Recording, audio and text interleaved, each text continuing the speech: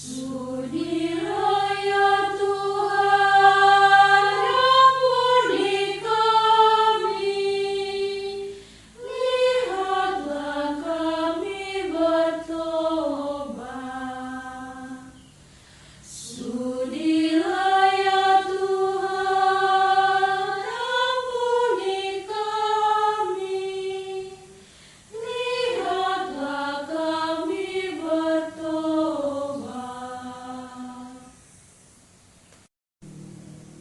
Dalam nama Bapa dan Putra dan Roh Kudus. Amin. Semoga kasih karunia Tuhan Yesus Kristus dan persekutuan Roh Kudus beserta kita sekarang dan selama-lamanya. Saudara-saudari yang terkasih, kita memasuki masa Prapaskah ini untuk bertobat. Kita diajak untuk membaharui diri, meninggalkan manusia lama kita untuk menjadi manusia baru sesuai dengan tema APP tahun 2022, memulihkan kehidupan, bumi sehat, manusia sejahtera. Tema ini direnungkan selama 6 pekan dalam tema-tema kecil setiap pekan. Tema pertama, jeritan alam yang sakit. Tuhan menciptakan alam semesta yang begitu indah, namun apa yang terjadi? Bumi kita semakin menderita dan sakit karena ulah manusia. Bumi sebagai rumah kita bersama sedang menjerit karena di mana-mana terjadi kerusakan yang sangat hebat. Pandemi COVID-19 yang masih terus bermutasi juga masih menghantui manusia. Gempa bumi dan likuifaksi, tanah longsor, banjir dan banjir bandang sering terjadi dan banyak memakan korban, harta dan nyawa. Di sana-sini kita temukan hutan yang gundul, sungai dan laut yang kotor, sampah berserakan. Alam yang seharusnya memberi kehidupan sekarang menjadi ancaman bagi kita karena dosa-dosa keserakahan manusia. Masa Prapaskah ini mengajak kita untuk bertobat, menyadari kelalaian dan kesalahan kita, membaharui praktek hidup kita, dan semakin mencintai bumi, rumah kita bersama. Marilah berdoa. Allah pencipta alam semesta, Engkau menjadikan segala sesuatu baik adanya. Engkau menghendaki agar manusia mengolah alam ini sesuai dengan kehendak-Mu. Namun karena keserakahan dan egoisme, kami telah merusak alam semesta. Akibatnya, bumi sebagai rumah kami bersama ini menjadi sakit dan menjerit, bahkan menjadi ancaman bagi kehidupan bersama. Berilah kami roh kebijaksanaan, supaya kami sadar dan bertobat, lalu bangkit dengan semangat baru untuk menjaga dan mengembangkan alam ciptaan-Mu ini. Semoga kami semakin menyadari pentingnya hidup selaras dan harmoni dengan alam semesta. Demi Yesus Kristus Putra-Mu, Tuhan dan pengantara kami, kini dan sepanjang masa. Amin. Marilah kita mendengarkan Injil suci menurut Santo Lukas. Dimuliakanlah Tuhan. Pencobaan di padang gurun. Yesus yang penuh dengan Roh Kudus kembali dari sungai Yordan, lalu dibawa oleh Roh Kudus ke padang gurun. Di situ ia tinggal 40 hari lamanya dan dicobai iblis. Selama di situ ia tidak makan apa-apa, dan sesudah waktu itu ia lapar. Lalu berkatalah iblis kepadanya, "Jika engkau anak Allah, suruhlah batu ini menjadi roti." Jawab Yesus kepadanya, "Ada tertulis, manusia hidup bukan dari roti saja." Kemudian ia membawa Yesus ke suatu tempat yang tinggi, dan dalam sekejap mata ia memperlihatkan kepadanya semua kerajaan dunia. Kata iblis kepadanya, segala kuasa itu serta kemuliaannya akan kuberikan kepadamu, sebab semuanya itu telah kuserahkan kepadaku, dan aku memberikannya kepada siapa saja yang kau kehendaki. Jadi, jikalau engkau menyembah aku, seluruhnya itu akan menjadi milikmu. Tetapi Yesus berkata kepadanya, ada tertulis, engkau harus menyembah Tuhan Allahmu, dan hanya kepada Dia sajalah engkau berbakti.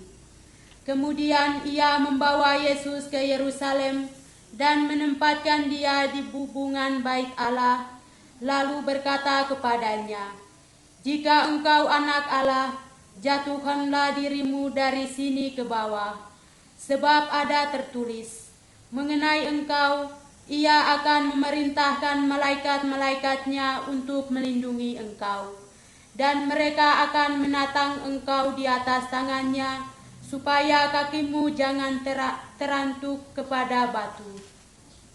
Yesus menjawab, katanya, ada firman, jangan engkau mencobai Tuhan Allahmu. Sesudah iblis mengakhiri semua pencobaan itu, ia mundur daripadanya dan menunggu waktu yang baik. Demikianlah sabda Tuhan. Terpujilah Kristus. Saudara-saudari, tema APP pekan pertama, jeritan alam yang sakit, akan kita dalami dengan metode apresiatif inquiry melalui 4 langkah. Yang pertama, menemukan. Saudara-saudari, hampir setiap hari kita mendengar dan menyaksikan bencana alam yang melanda negeri kita. Itulah tandanya bahwa bumi kita sedang sakit dan menjerit. Mari kita menemukan tanda-tanda alam yang menjerit karena sakit. Masih ingatkah akan bencana likuifaksi yang terjadi di Palu pada akhir September 2018? Bersamaan dengan gempa dan tsunami, ratusan hektar tanah bergerak sendiri, menyeret dan menenggelamkan semua yang ada di atasnya, termasuk ratusan rumah dan manusia pemiliknya. Sekitar 1.000 jiwa meninggal dunia, dan banyak di antara terkubur hidup-hidup karena likuifaksi tersebut. Pada 7 Desember 2021 juga, terjadi banjir rob di pesisir pantai Manado. Air laut naik, angin kencang dan ombak melanda jalan-jalan di tepi pantai, termasuk beberapa pusat perbelanjaan di Boulevard Manado. Akibatnya banyak kendaraan hanyut oleh ombak yang besar itu. Bagaimana di wilayah kita masing-masing? Adakah tanda-tanda alam kita yang menjerit karena sakit? Contoh lain, banjir dan tanah longsor yang sering terjadi di musim hujan karena pohon ditebangi dan tanah jadi gundul. Mata air sudah kering, tanah jadi gersang dan pecah-pecah pada musim panas karena penebangan pohon sembarangan. Halaman kotor, sungai dan laut penuh sampah karena manusia membuang sampah sembarangan. Sampah berserakan di jalan-jalan dan bau busuk di mana-mana karena tidak tertib buang sampah. Penggunaan pestisida atau racun serta bahan kimia yang luar biasa sehingga keseimbangan ekosistem terganggu, makanan dan minuman tercemar, udara terkontaminasi, lalu kita gampang sakit, bahkan muncul penyakit yang sulit disembuhkan. Langkah kedua, mimpi atau cita-cita. Saudara-saudari, kita telah menemukan banyak contoh tentang jeritan alam yang sakit yang ada di sekitar kita. Puaskah kita dengan keadaan seperti itu? Apakah kerinduan kita, harapan kita melihat dan mengalami semuanya itu? Bagian yang kedua ini, mari kita bermimpi dan membangun cita-cita untuk keluar dari kesulitan-kesulitan yang ada di atas. Setiap orang menambahkan hidup yang nyaman di bumi ini. Kita merindukan tempat diam yang aman, tidak ada banjir dan longsor, lingkungan yang bersih dan asri, tersedia air yang cukup, udara yang segar, sungai yang bersih, pantai yang indah, dan sebagainya. Mari kita diskusikan apa yang menjadi mimpi atau cita-cita kita, baik pribadi, keluarga, wilayah rohani, stasi, dan paroki kita. Apa yang menjadi mimpi atau cita-cita pribadi, keluarga, kelompok kategorial, wilayah rohani, stasi, dan paroki kita sehubungan dengan alam yang sakit dan jerit. Langkah ketiga, merancang. Mari kita merencanakan atau merancang apa yang mau kita buat sepanjang minggu ini sebagai bentuk pertobatan kita terhadap jeritan alam yang sakit, supaya mimpi atau harapan atau cita-cita di atas bisa terwujud. Secara pribadi, semangat, sikap, tindakan apakah yang harus saya perbaiki supaya alam tidak menjerit sakit? Misalnya, buang sampah pada tempatnya, dan lain-lain. Dalam keluarga, tindakan apakah yang harus keluarga kita lakukan supaya alam tidak menjerit sakit? Misalnya, gerakan menanam, dapur hidup, taman, kebun tanpa kimia, dan lain-lain. Dalam kelompok dan paroki, gerakan apakah yang perlu kita galakan supaya alam tidak menjerit sakit? Misalnya gerakan komunitas ekologis. Langkah keempat, aksi nyata. Kita sudah menemukan hal-hal yang membuat dunia ini sebagai rumah kita bersama menjadi sakit dan menjerit, dan sudah ada juga cita-cita yang bagus. Supaya mimpi itu tercapai dan cita-cita terwujud, kita sudah merancang apa dan bagaimana mewujudkannya. Mari sekarang kita rencanakan aksi nyata. Apa aksi nyata yang saya akan buat? Misalnya, sediakan kotak sampah di rumah mulai besok supaya saya dan anggota keluarga bisa membuang sampah pada tempatnya, tidak menebang pohon sembarangan, menangkap ikan tidak menggunakan racun atau bom, dan sebagainya. Apa aksi nyata keluargaku sebagai bentuk pertobatan? Misalnya, beli pot untuk tanam bunga, menata tanaman di halaman, membuat dapur hidup, dan lain-lain. Apa aksi nyata kelompok atau paroki kita? Misalnya, gerakan komunitas ekologis, membersihkan pantai, sungai, penghijauan, dan penanaman kebun misi bersama dengan agama lain atau pemerintah, mencegah dan mengatasi pengundulan hutan, dan sebagainya. Saudara-saudari, dalam bacaan kitab suci tadi, kita mendengar bagaimana Yesus mengalami pencobaan sampai 3 kali. Tetapi dengan tegas menyatakan tidak terhadap godaan itu. Kita juga selalu digodai untuk memuaskan keinginan kita dan mengakibatkan alam sakit dan menjerit. Terhadap godaan ini, kita harus belajar dari Yesus, boleh berani dan tegas menyatakan tidak. Kita harus berjuang bersama untuk melestarikan alam lingkungan kita sebagai wujud pertobatan kita. Doa umat. Allah Bapa yang Maha Baik, Engkaulah pencipta semesta alam yang menghidupkan. Perkenankanlah kami menyampaikan permohonan kami.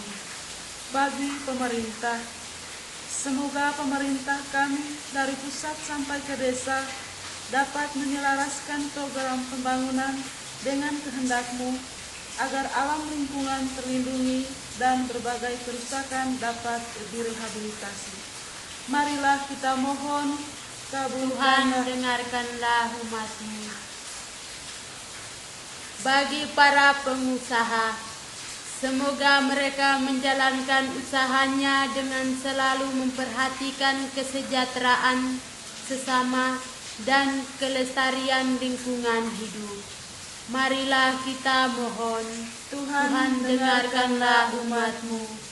Bagi warga masyarakat, berilah kami warga masyarakat semangat cinta lingkungan, supaya dengan sadar kami memelihara bumi sebagai rumah kami bersama dan mampu mengolahnya untuk kesejahteraan bersama. Marilah kita mohon, Tuhan, dengarkanlah umat-Mu.